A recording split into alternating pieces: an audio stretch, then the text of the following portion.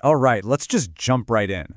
For what feels like forever, AI was always this thing of the future, right? Like something out of a sci-fi movie. Well, it's 2026, and that future is officially here. Something has fundamentally shifted.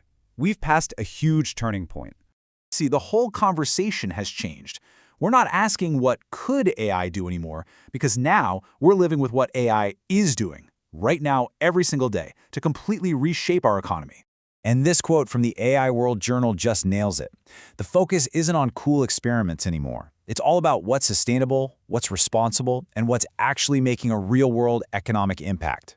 We've moved past the what-if stage. So what does that actually mean? What does it feel like when a piece of tech goes from being a fun novelty to being, well, foundational? Let's break it down. Okay, so first up, we've got to wrap our heads around this one massive change. AI isn't just another app or a cool tool anymore. Nope, it's actually becoming the infrastructure of our world. Think about it like electricity or the internet. It's not the thing you use, it's the thing that powers everything else you use. And the engine driving all of this is something called agentic AI. Now, these are not your average chatbots. We're talking about autonomous systems that are built to handle really complex multi-step jobs. They can think, they can plan, and they can act on their own to get something done, with way less hand-holding from us. And look at this chart. It shows you just how incredibly fast this is all happening. We're talking about a jump from 45% of companies using AI strategically to a whopping 68% in just 1 year.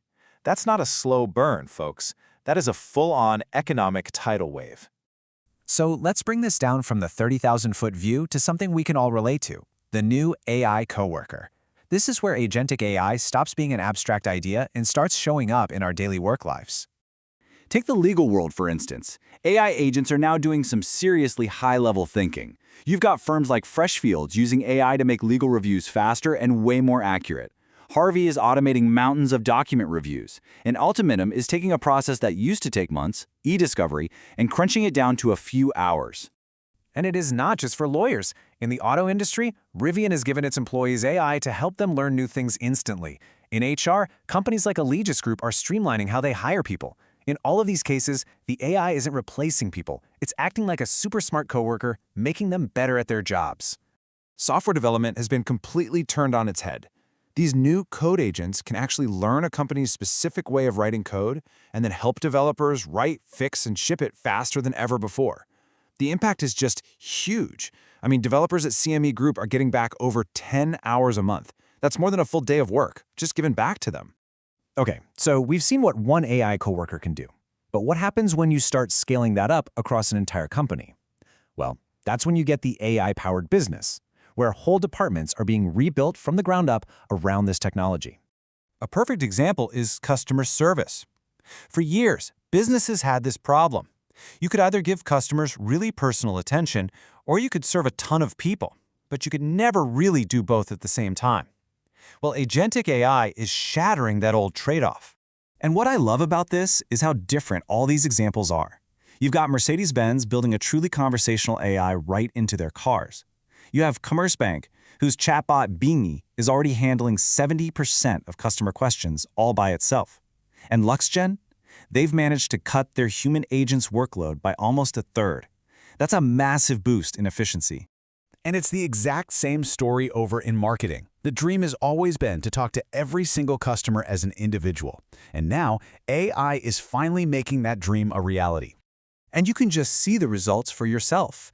Virgin Voyages is spinning up thousands of unique, personalized ads, all from just a few lines of text. Advon Commerce brought in an extra $17 million for one of their clients. Radisson's marketing teams are 50% more productive. This isn't just about saving a bit of time, it's about creating huge, tangible value. And if you're looking for just one number, one single stat to really understand the scale of this economic shift, here it is, 500%. Seriously, that's the return on investment the Japanese marketplace Mercari is expecting from overhauling its customer service with AI. We're not talking about a small tweak here. This is a fundamental reinvention of how business gets done. Okay, so with all this incredible change happening so fast, we have to stop and ask, what are the consequences? Because all of this amazing power comes with some pretty big trade-offs, some serious challenges that we're really just starting to get our arms around. Our workforce is changing at lightning speed. And it's not just about jobs disappearing. It's about new jobs being created. Right this second, everyone is desperate for people who can actually get these AI models up and running. But very soon, the really critical jobs are going to be in things like AI ethics and governance, plus a growing need for specialists who can apply AI to specific fields like healthcare or finance.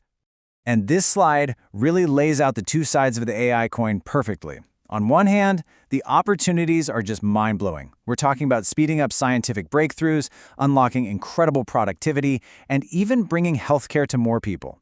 But the risks are just as big. A huge strain on our power grids, the danger of bias being built into these systems, and yes, the very real possibility of job displacement for a lot of people. And for the companies actually trying to use AI, these risks are very real.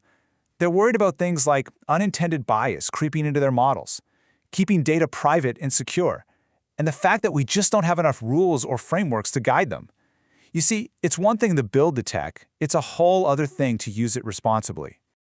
So, if you take one thing away from this, it should be this. We have absolutely crossed a line. We have to stop thinking about AI as just a clever app on our phones and start seeing it for what it truly is now: the basic underlying infrastructure for our entire economy and our society. And that leaves us with the big, ultimate question, doesn't it? We know for a fact this new AI infrastructure can make our world unbelievably efficient. But are we building it in a way that's also fair, that's equitable for everybody? That, right there, is the real challenge of our time.